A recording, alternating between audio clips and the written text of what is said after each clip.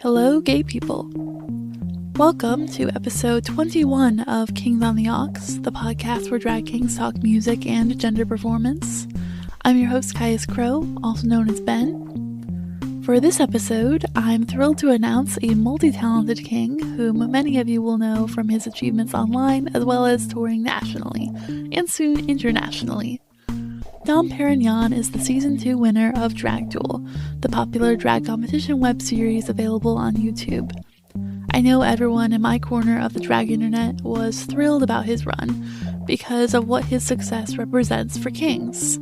So I've been following him for a couple years, and for the past couple months I have just barely contained the secret that I booked him for the show. I only told my drag dad and Landshark and all my friends who don't do drag. Since he was crowned, Dom has served as a judge on Season 3 and the forthcoming Season 4 of Drag Duel. In his Season 2 package, Dom showcased his variety of influences, from art history to 90s boy bands to jazz standards. In a similar vein, we start off this episode talking about his background in a variety of art forms, including music and sketch comedy.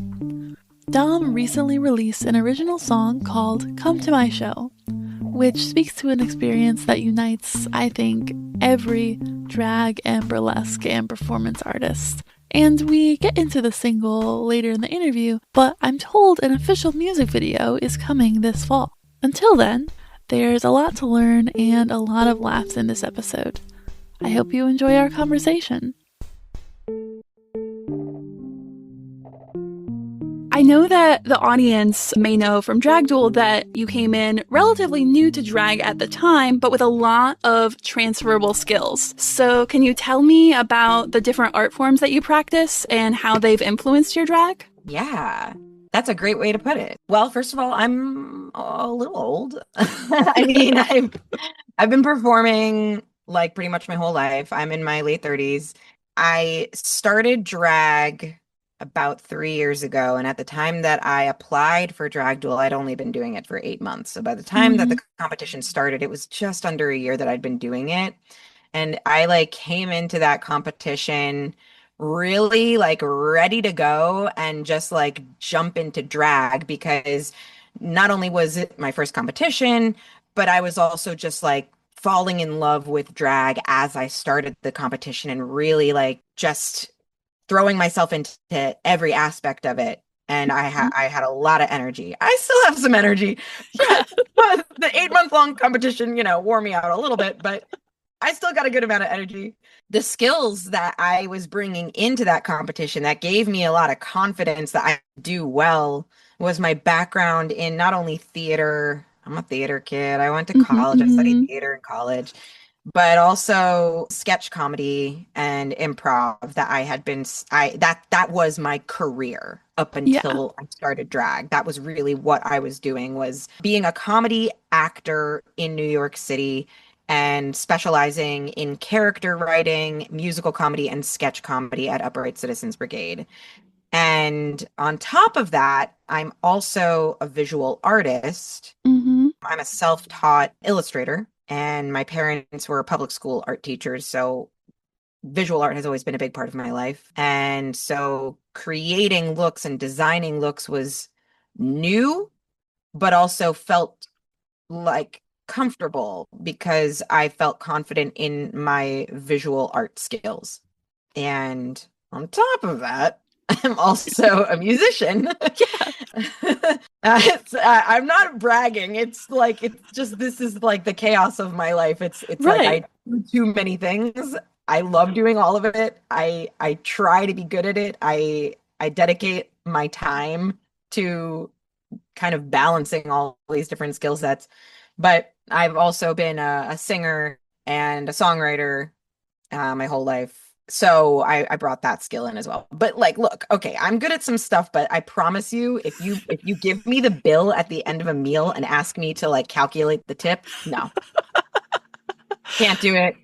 Gotta get the calculator out for that. Yeah. So look. Yeah. You can't have everything. You can't have everything. Long division? No way. That makes a lot of sense, like the way that you're saying it. Like if you've spent your life like surrounded by all these different kinds of art, like that's going to funnel into like this drag character that you've built. And like you said, where you've got the comedy and acting background that can go into like who is this character, and also like being a visual artist, like knowing, even if like you said, constructing a look is new, it's like you know what looks good together. I'm just thinking about like how I've seen some of your looks and all of the like details, for the different depth and like the construction of it is all really cool. Thanks. Yeah, I love making looks. And the thing I love about drag that ties all these skills in together is that it's my thing. Mm-hmm. I don't have to play along with what anyone is telling me to do. There are these like institutions. I've been to like theater schools and I've been to comedy schools, and it's all great training wheels. But the second you start kind of feeling like you have to follow a certain protocol, or how can I put it? Like hierarchy or political Mm-hmm. system, like within a community theater or a theater company or a school or an institution of some kind, you kind of feel like you're tied to what they're telling you to do. And with Mm-hmm. drag, you can create your own persona. You can, and it's your own business essentially. Like it's your own thing. You can build it to be however you want, and there's so much creative freedom there. And that's what I've really, really fallen in love with, was just this is my thing. I can do a comedy number. I can do a serious number the next night. I could sing jazz one night and do this like weird, dark, creepy cabaret type of thing. And the next night I can do like a slapstick comedy routine that's really over the top and campy. And it's completely open-ended and it's all mine, and I can just like do whatever I want with it. And there's just so much power and so much freedom in drag. So it's been so rewarding and satisfying, and I just feel like I've found my thing. Of course, I've said that before. I'm like, comedy's my thing. That's gonna be my thing. I'm gonna be a musician now. That's gonna be my thing. So, talk to me in 10 years. Maybe I'll be doing something completely different. But for now, this feels very, very right. It meets like all of the different aspects of what I do. It's the visual art. It's I can do music, I can sing, I can do comedy, I can do all of it in this one umbrella. Yeah. No, it's like you said, like it's the feeling like I've found my thing, but it allows you to encompass so many different things at the same time. Yeah. I'd like to talk a little bit more about your persona, your character. You've said before that you take a lot of inspiration, I mean, from many sources, but including from these like kind of classic golden age Hollywood aesthetics, and the number that you brought today is an example of that. What do you think draws you to play with that era of masculinity? Well, what I really want to be doing with Dom is pointing out, how horrible men are, Mm-hmm, mm-hmm. but also playing with that and being cheeky about it and not being preachy and not being too serious about it. I don't want my drag to, I mean, all drag is political. Like what we're Mm-hmm. doing is inherently political, but I don't view my persona as a character that is meant to be teaching or scolding an audience or making I'm not trying to like make men feel bad.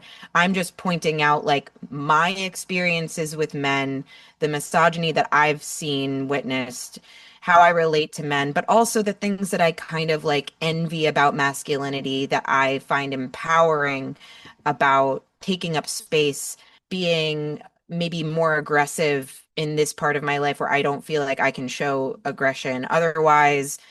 So there's like power, there's aggression, there's hypermasculinity, but it's also like cheeky and fun and coy, and it's not too serious.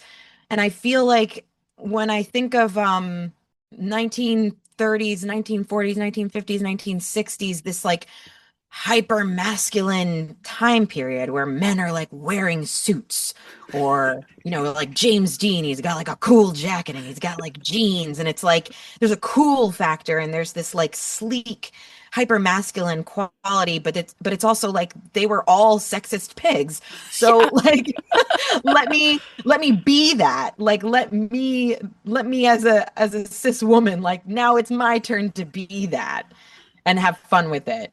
So I think that's why I'm drawn to it. Also, I I grew up listening to a lot of jazz standards. Hmm. That's like my bread and butter. I love jazz music. I love jazz standards. I love musical theater. And it's nice to hear real musical instruments. Like there's something totally different about real instruments that's very different from all the pop, the synthetic stuff that we have now. So I like to mix the time periods. I like to mix old stuff with new stuff. There's like a vintage vibe to Dom, but it's also very present and very now. Yeah. I really like what you say about how it's something that you can be like pointing out these like flaws in that era of masculinity, like politically, but you also are earnestly having fun with it. I don't know. It's like it resists categorization or having like just one meaning. Also, it's like hot to like Yeah. put on a suit. It's like it's hot. Like I love gelling back my hair. I love wearing a suit. They're like suits are awesome. Everyone should wear them. Yeah. I don't we definitely can't neglect the way that like drag kings have this like route for like putting on this confidence that has maybe historically culturally been denied to them, and then that confidence, that presentation is hot. Like Well, oh, that's the other thing you just reminded me of is that like I knew when I started doing drag as a king, I didn't want to be hypersexual in mm, like I didn't want to be doing burlesque. mm, I like watching that stuff and there's a lot of amazing artists, kings, queens, everything in between who do burlesque. You know, they strip, they'll take off their clothes and it's fabulous and it's hot. But I wanted to see how hot I could make it while keeping all my clothes on. Because there's something that is sexy about a suit. There is something that is sexy about I love like Don Draper from Mad yeah. Men. Like John Hamm is fucking hot. He Hmm. doesn't need to get naked. He just exudes like a level of confidence and sexiness with his like amazing, beautiful hair, chiseled cheekbones, and his hot suit. And so that's kind of like what I wanted to emulate and play with. Although these days I'm stripping a lot more. Not opposed to stripping. Now I do it. When I started, Yes. I did it. Yes. That's an important disclaimer. Yeah. But no, I like what you said there though, that like yeah, there's the stage presence and the control of it. Like even Yeah. though burlesque is awesome, it's I mean I do it and I like love seeing it, but it's also it's cool to see that there are multiple different ways to do sexual self-expression. Yeah. Yeah, absolutely. So we have this mix that showcases multiple talents for you. You start off by singing Luck Be a Lady.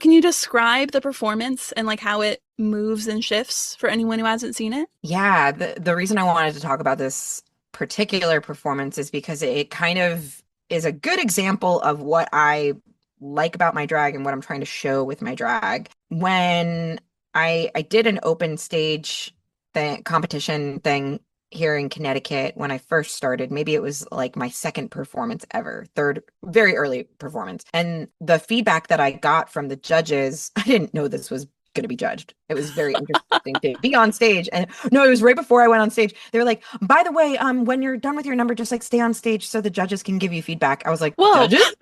I was like, Like I thought right this was now an in front of open everybody? stage. Yeah, in Wow. front of everybody. So I was like, cool, cool, cool. That's fine. Nobody knows me. Like, whatever, I'll just do my thing. I did my number. It was a jazz thing. Mhm. And then one of the people judging said, love the vibe, like, love the theatricality. I could see you doing like Frank Sinatra.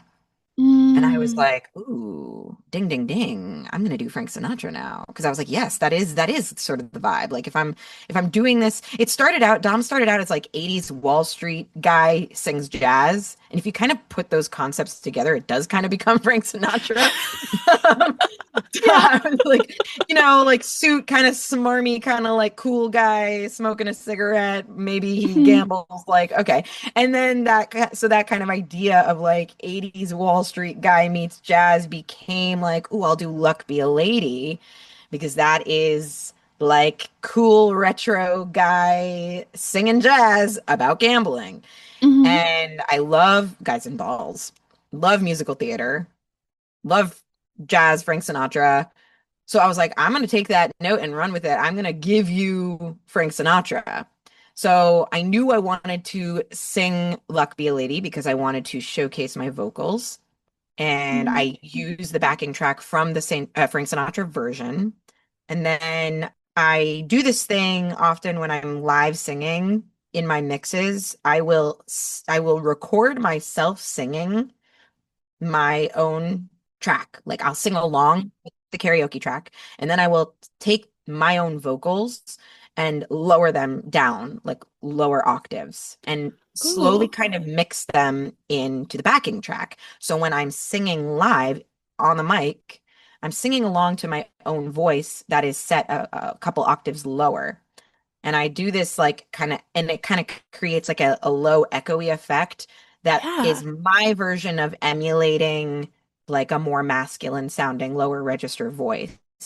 I want my voice to come through pure on the mic, but I want my own voice a few octaves lower to also be there to support it to kind of create a soundscape that's a little bit deeper and more masculine, in my opinion. So that's one thing that I started doing with that mix.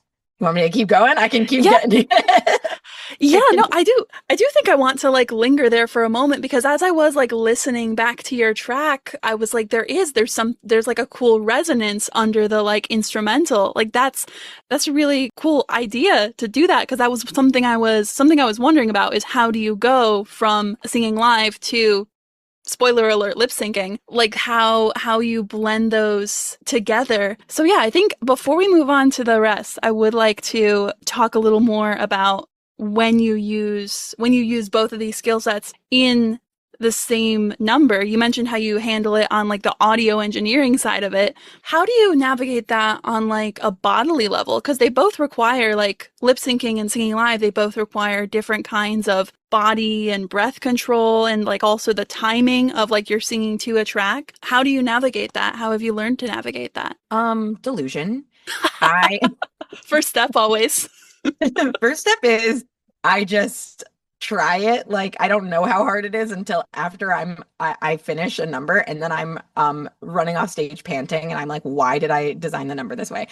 I have learned over time it is a good idea to sing first and lip sync later. Because for your drag duel finale, you did it the other way, I believe, where Yeah. you lip synced first and then sang. Did Yeah. did you come to regret that?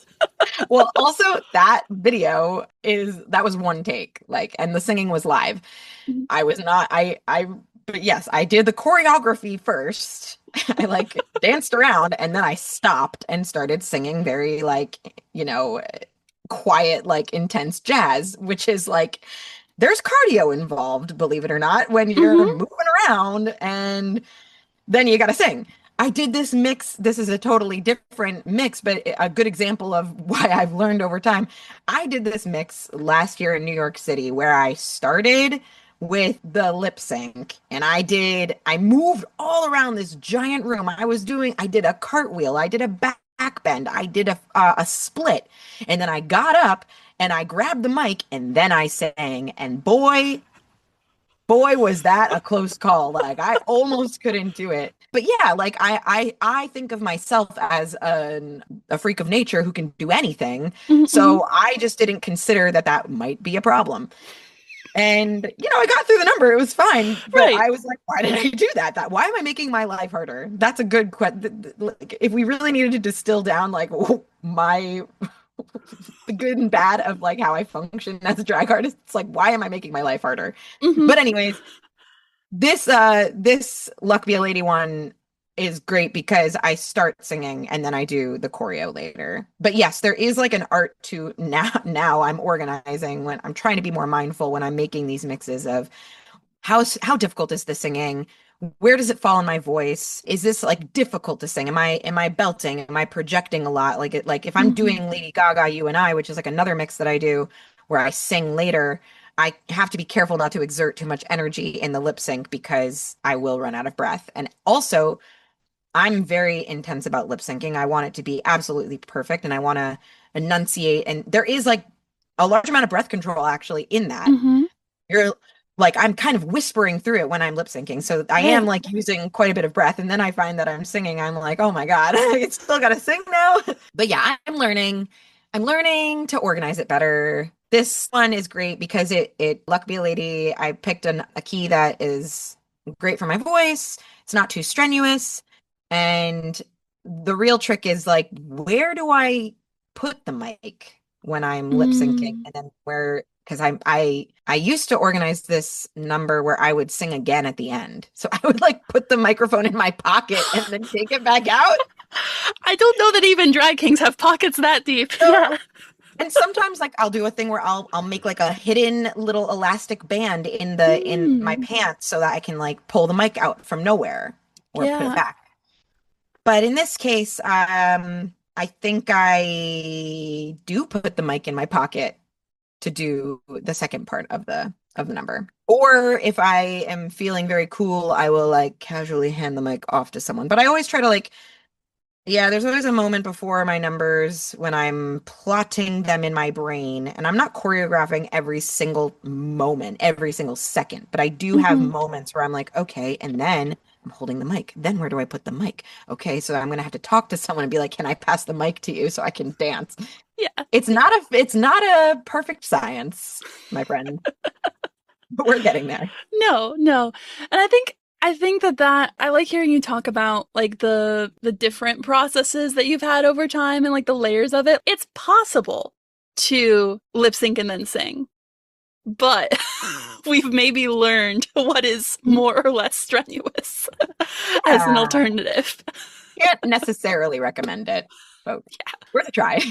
Yeah, yeah. And I think that it's really cool to like be able to like show the audience that you like have like all of these skill sets at once. Yeah, it's something that like comes as a little bit in whichever order you do it in. It comes as like something of a surprise factor for them, which is Yeah. nice.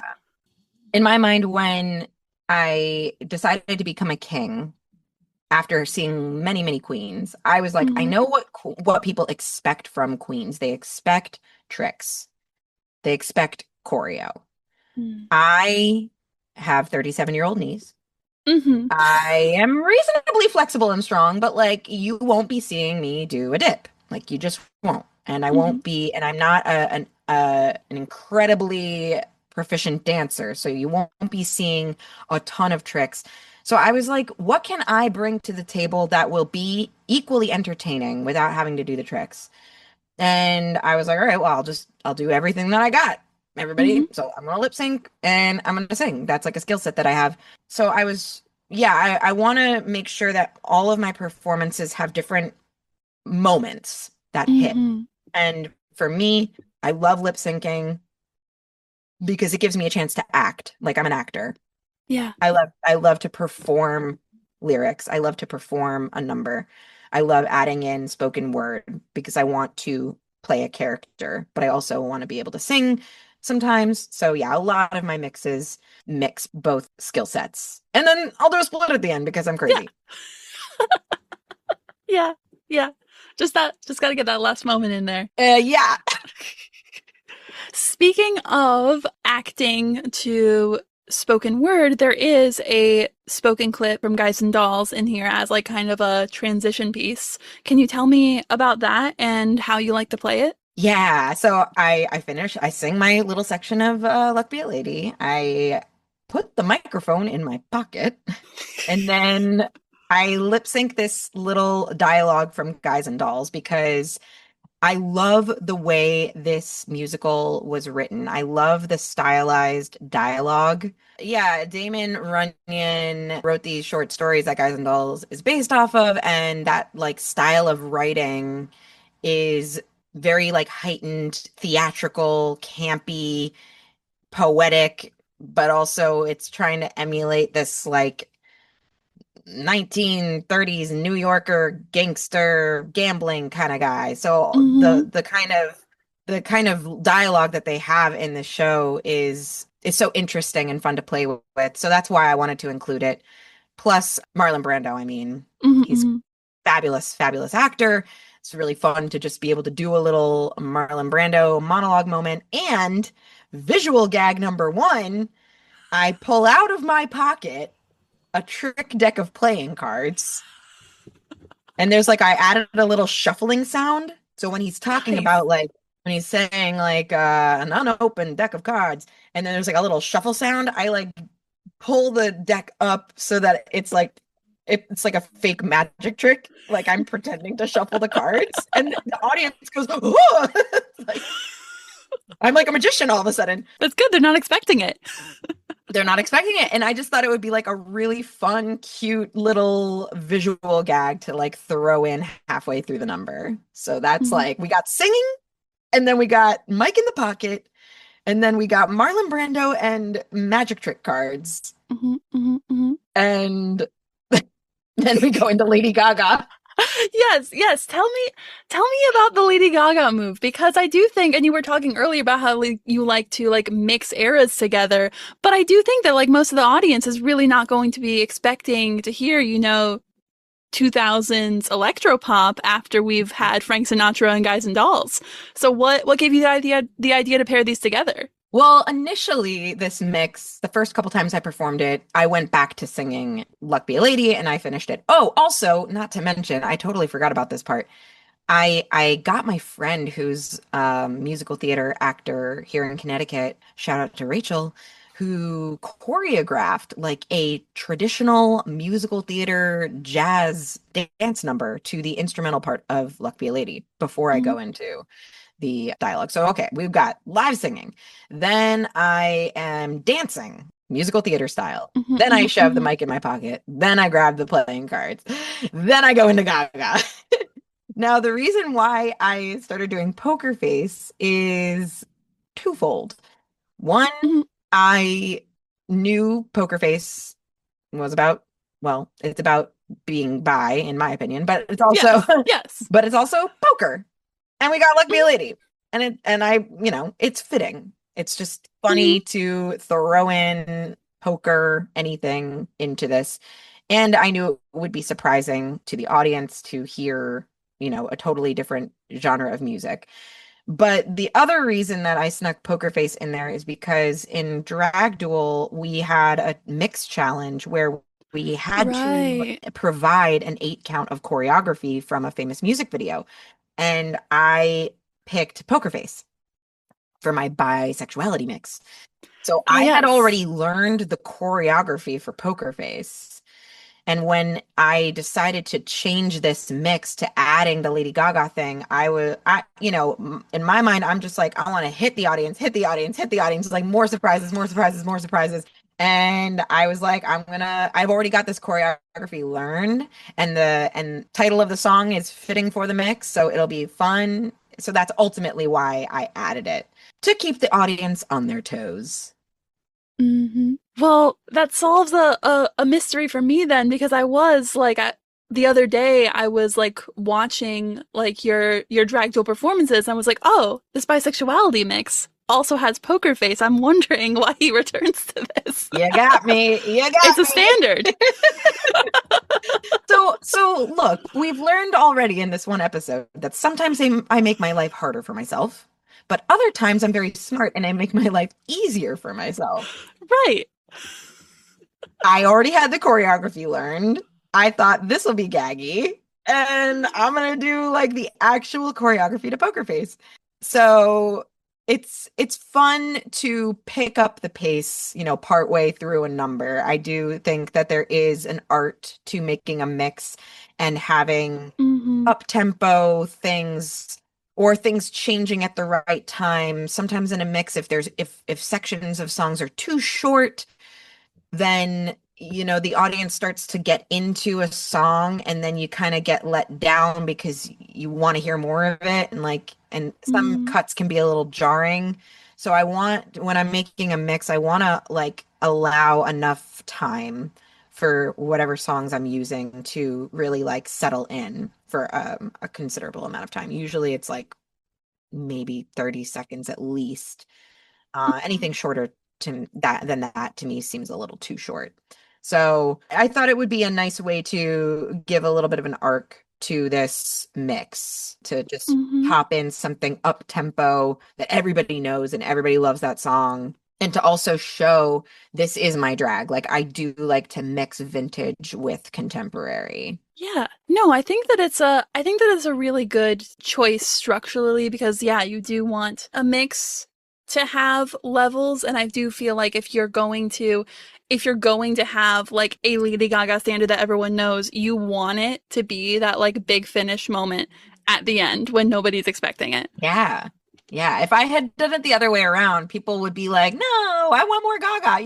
It's like, let me ease them in with the Frank Sinatra. The other thing is like, I want to do stuff from the 40s, 50s, and 60s because people just don't expect it. And we forget about this music. And Mm, I love this kind of music. I love old musical theater, Hollywood, jazz standards.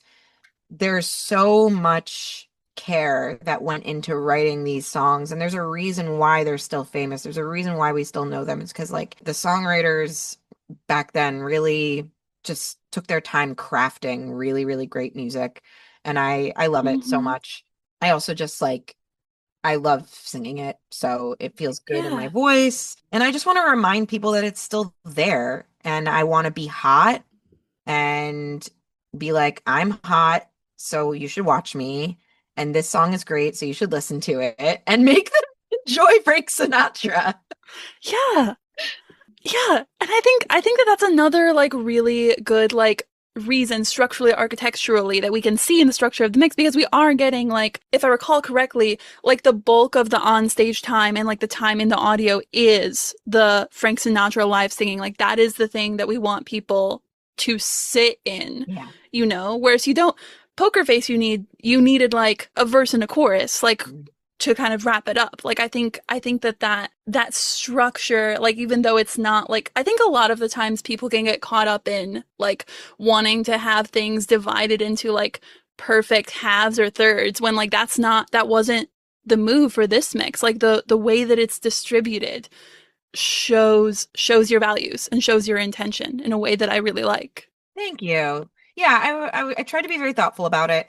And also, when it comes to tipping, people tipping you, I think that sometimes drag artists make a mix thinking about when they're gonna get tipped, right? Like when am I Mm. gonna go out into the audience? When am I going to hit, a split? Am I going to hit a split or a trick on the early side so they know I can do it, so they tip me? And like, I mean, I can't speak for every drag artist. I know I think about it sometimes because when I first started drag, I was very much like, I do not care about being tipped. I just want to do my authentic, pretentious musical theater shit and make it theatrical and make it a moment and transport the audience and bring them to a different time and place. And if I get tipped, great. If I don't, that's fine too. But I find with live singing, it's very tricky. People don't tend to tip when you're live singing. I think it's probably just because they're listening and they're like Mhm. enjoying it. That's great. But at the end of the day, drag is expensive. And I Mhm. have started to organize my numbers in a way that allows me a little bit of space and a little bit of like a moment to try to not necessarily go out into the audience for money, but to like to let the audience breathe and feel free to tip. And I do think that people should think about that when they're making their mixes. I don't want to like I don't want to do say I don't want to save all of my good stuff for the very, very end of the mix, but I also don't want to do it too Mm-hmm. early. So it's like it's just kind of a tricky balance to distribute everything. And I feel like throwing the Gaga choreo in at the end kind of allows people to relax a little bit. Like they don't have to feel like they're sitting there watching like a ticketed Broadway show anymore. They can party, they can have fun, and they can throw money at me. Thank you very much. Yes, yes. Because as you were talking about like the phenomenon of like people's reaction to live singing, I am thinking back to all of these times that I've been in the audience at a show or even like been on crew like as a stage kitten for a show where it's like when someone has a microphone and they're on stage, there's this kind of reverence from the audience where I'll see people like they have the dollar like half outstretched. They're like, I don't know, is it the time?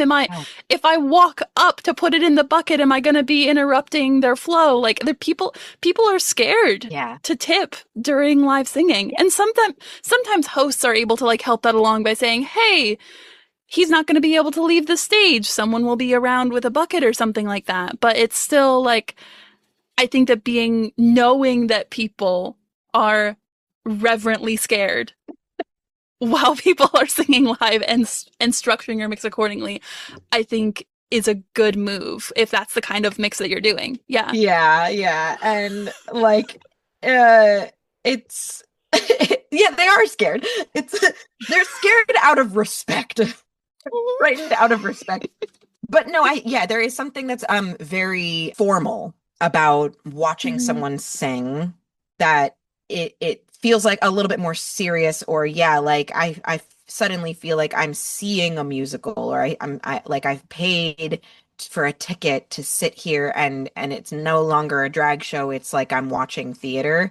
And I'm very conscious of Mm-hmm. the fact that like that is kind of the vibe that I want to bring. I do want it to be theatrical and I do want to Mm-hmm. transport the audience and I do want them to no longer necessarily feel like they're at a drag show. But yeah, at a certain point, if you've done the number a few times and you're like, damn, I made $5 because no one got up because they were just like listening. Yeah, I was like, I gotta fix that. I gotta throw some gaga in here. And it worked. I imagine from the way you're talking about it that it's worked. You brought me onto this podcast to like break down my mix where I'm telling people I did not get tipped for this. Love the mix. Great example of my drag. Nobody tipped me.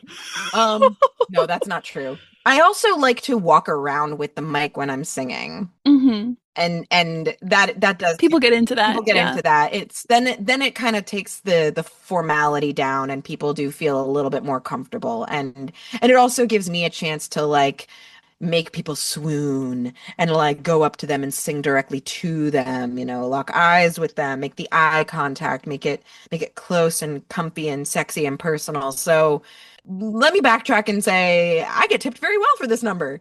This Yes. is a great example of my drag. Mm-hmm. But the gaga doesn't hurt. The gaga does not hurt. No, I'm sure. I'm sure. The only real takeaway is that mixes, in my opinion, in what I do with my craft is I never necessarily leave a mix finished. I like to go back and revise them and add Mm. something to them or mix two mixes together for a different themed show. So this mix is like not set in stone. It's one of my favorites. I think it showcases everything that I want to deliver and everything that I care about in terms of the tone, the character, what I'm wearing, the arc of it, but everything is subject to change and I think that's a really cool thing Yeah. about having the power of making your own drag persona is you can always change it. So if I Yeah. want to leave the audience with anything about this mix is that you can always change your mixes and make them better or adapt them for different things. Yeah, thinking of it as like a living artwork, especially because every time, even if you're performing with the exact same track, every performance is going to be different. You're on a different stage, like the vibes are different with the crowd. So yeah, like why should you limit yourself to just one structure or just one backing track? Mhm. Yeah, it's a good takeaway. I would really like to learn more about the drag in your area. So you're from Connecticut and you also perform in New York City. So what is that scene like, especially for Kings and Things? I sometimes perform drag in New York City, but communities are small, and I Mm, don't know what the vibe is in other states, but New York City is, I don't want to say closed off, but it's very contained, and there's like circles of different drag artists that are like kind of friends with each other, and there are collectives, and it's very much like I think they prefer to book people who live in New York City.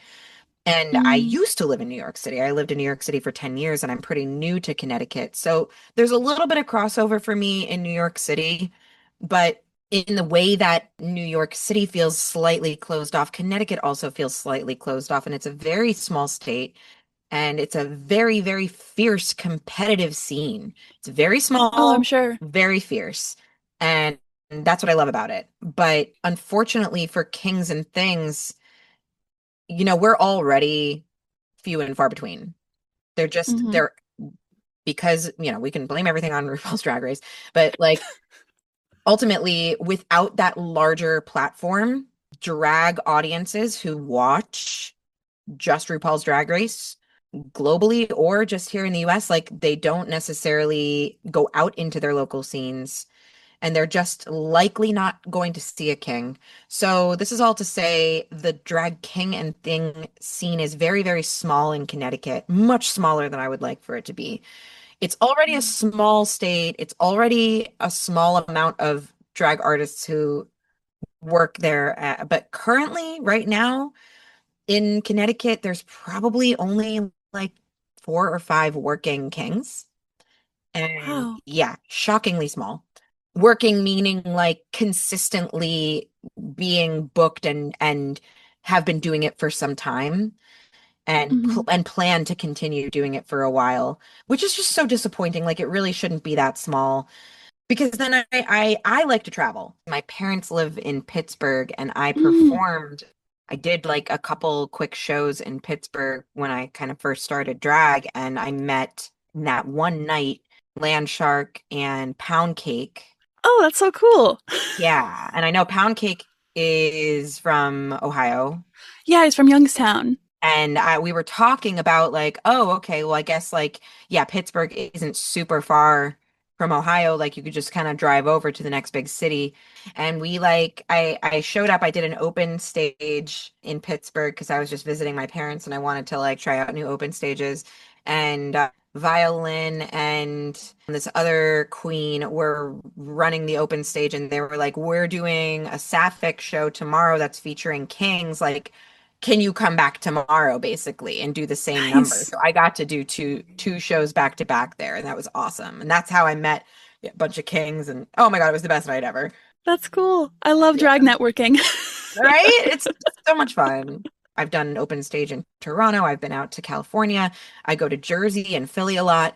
And when I talk to people in Jersey, like Jersey's also a pretty small state, but they have like way more drag, and they've got more kings. Boston, crazy king scene. Crazy. Yeah. Crazy king scene. And Massachusetts is a small state.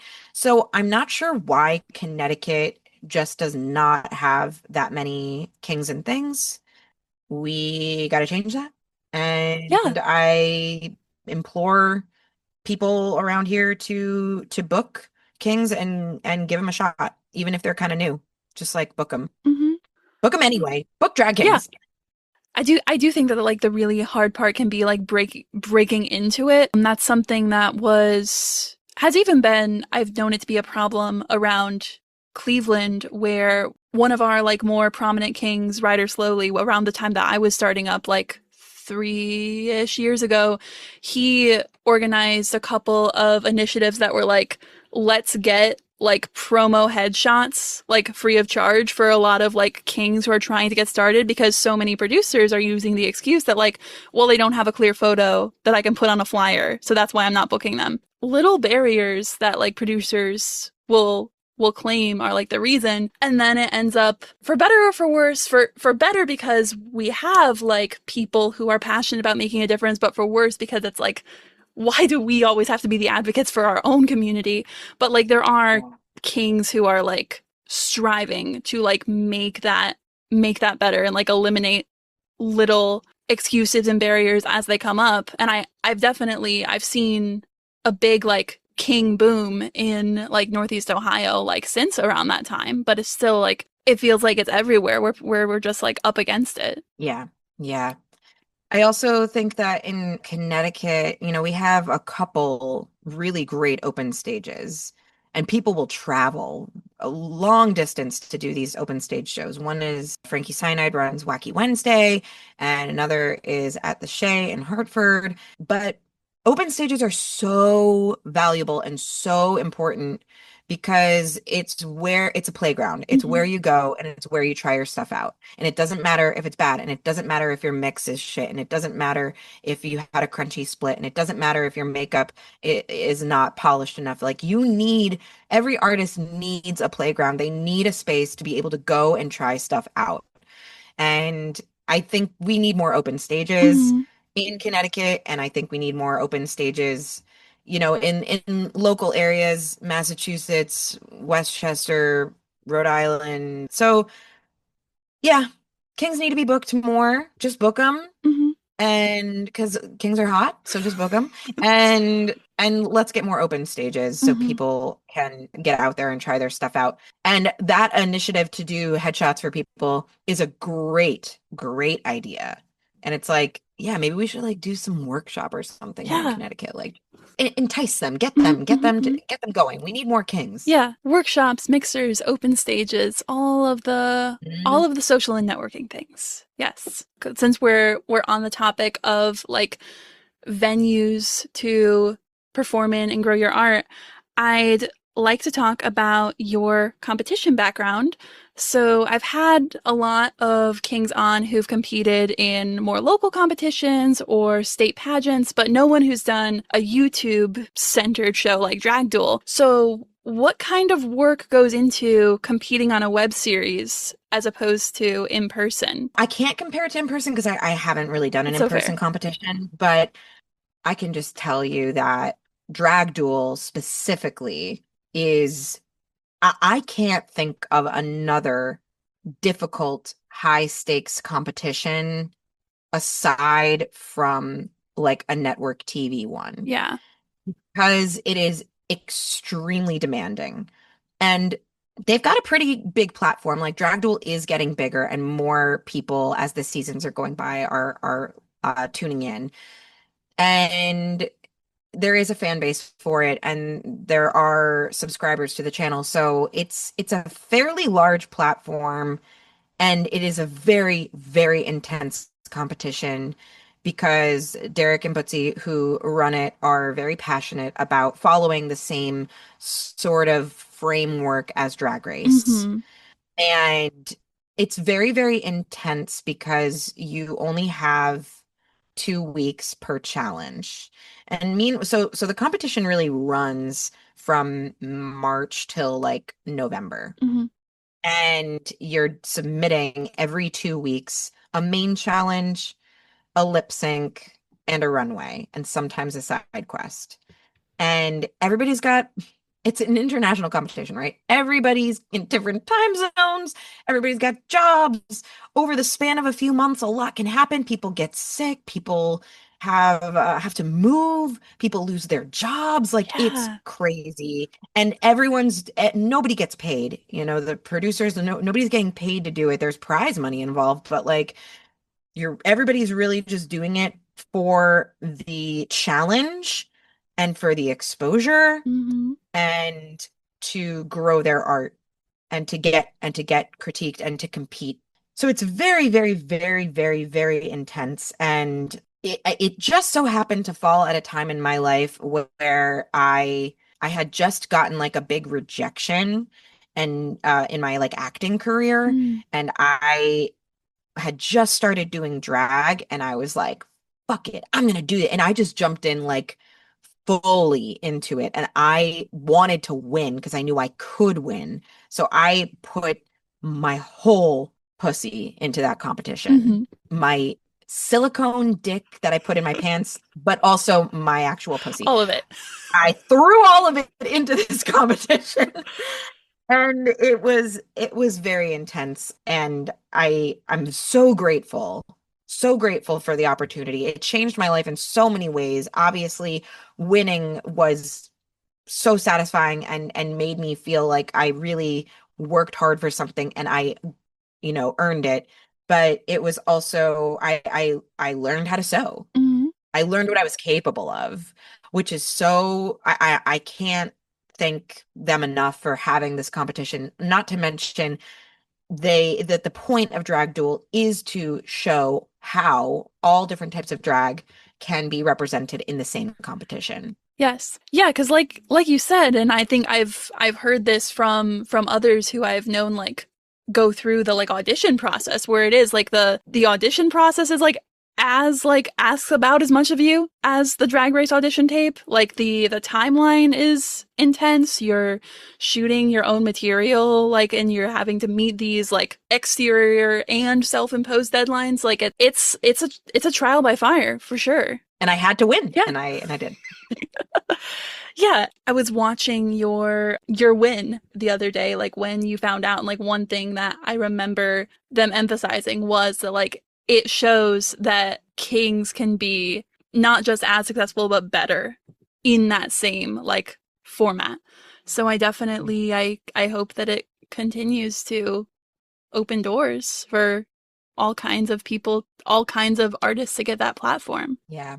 If I'm a good example of how a king can compete against queens, win, you know, be just as talented, if not, showing more creativity. And Throb Zombie, Jarvis Hammer, the King, and Landon Cider, the kings who have competed with queens on like Dragula, like also a great example of Mm-hmm. how kings can, believe it or not, compete with queens on a TV show, do well, and be just as interesting to watch. So, really, at the end of the day, let's all be looking at World of Wonder and saying, hey, what you doing there? Yeah.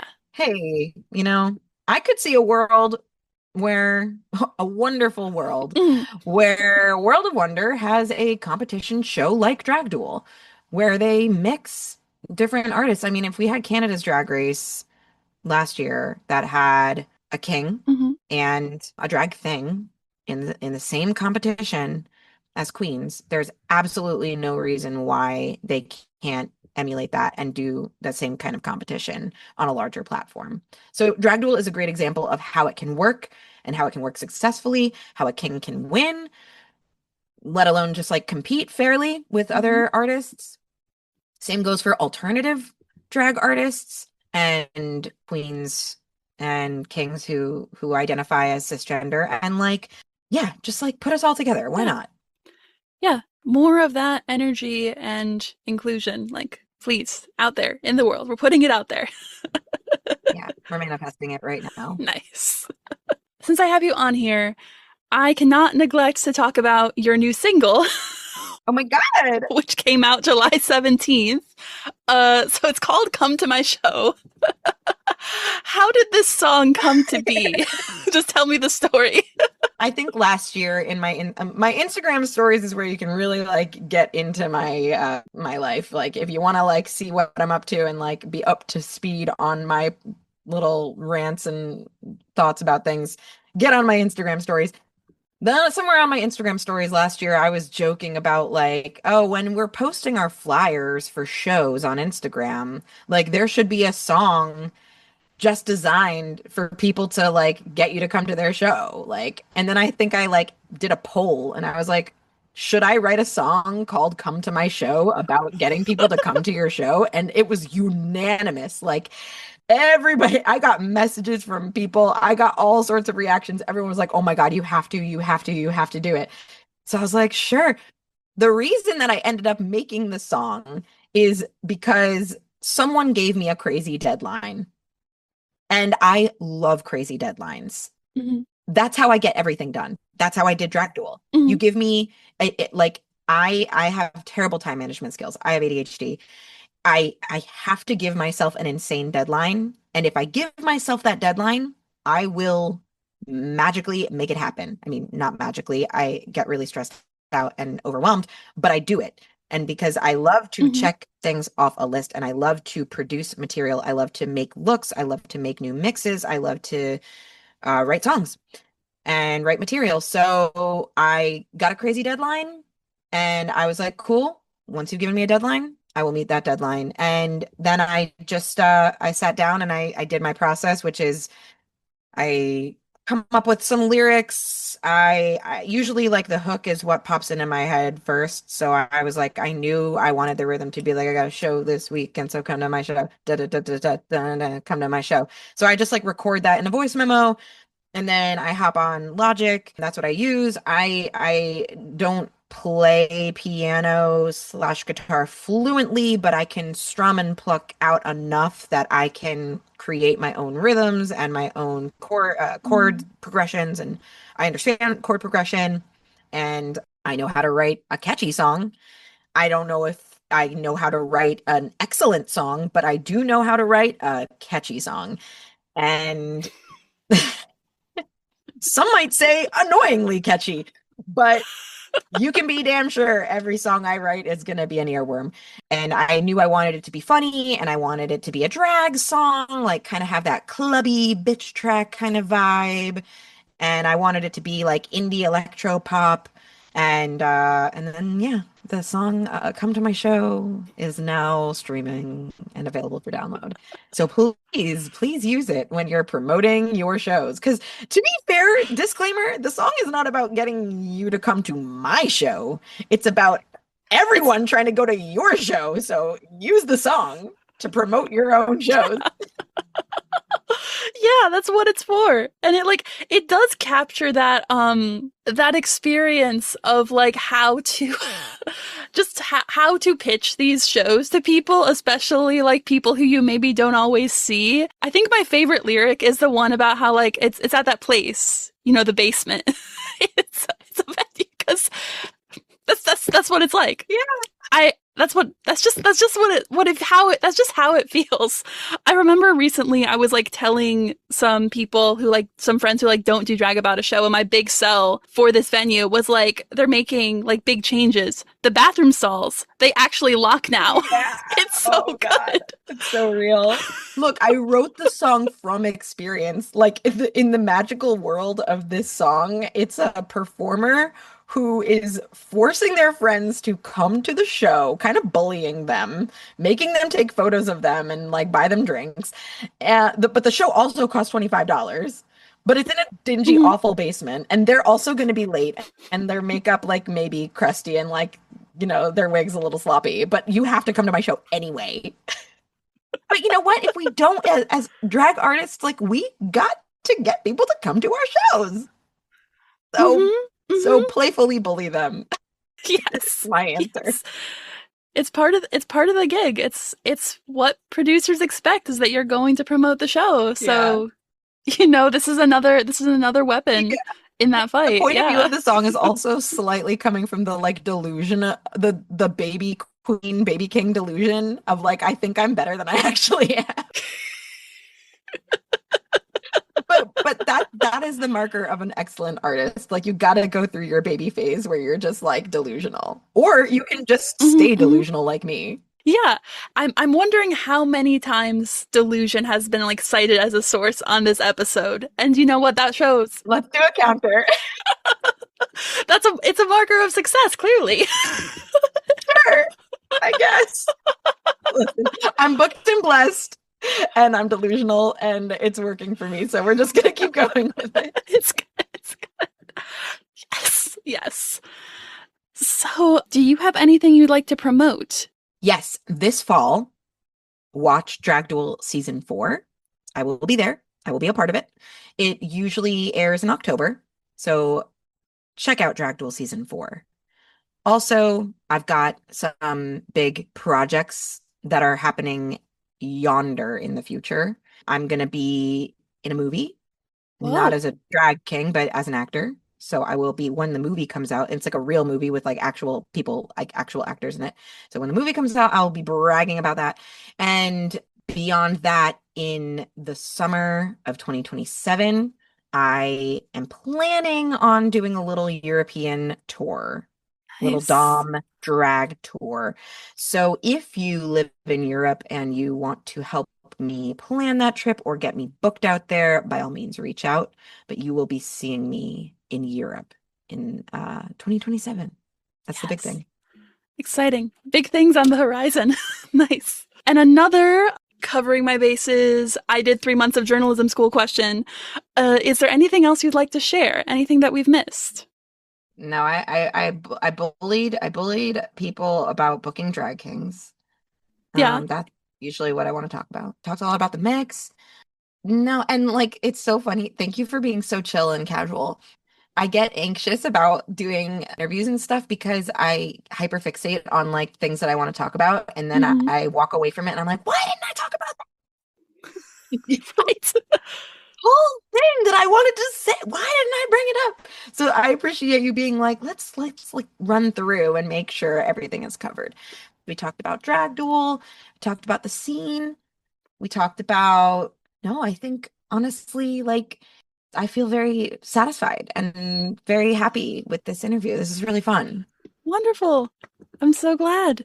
Thank you so much for your time. This has been a pleasure. I feel like I learned a lot.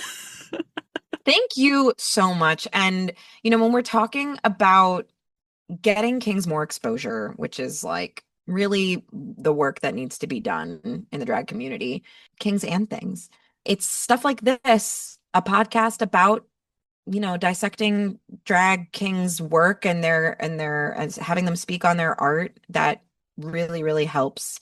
So I thank you for having me, thank you for inviting me, thank you for even thinking to create this space for us to talk about this stuff, and it was an absolute pleasure. Thank you so much. Thank you for listening to Kings on the Ox. This episode featured Connecticut drag king Dom Parinyon and was hosted by Cleveland drag king Caius Crow. You can find Dom's looks, performance videos, and upcoming show dates on Instagram at Dom Parinyon. That's Dom, Parinyon. You can find me on Instagram at Caius Crow. That's Caius Crow. Questions, comments, compliments, complaints? Send me a message on Instagram at KingsOnTheOx or email me at caiuscrow@gmail.com. I'll talk to you soon on our next episode. Thank you for supporting local drag.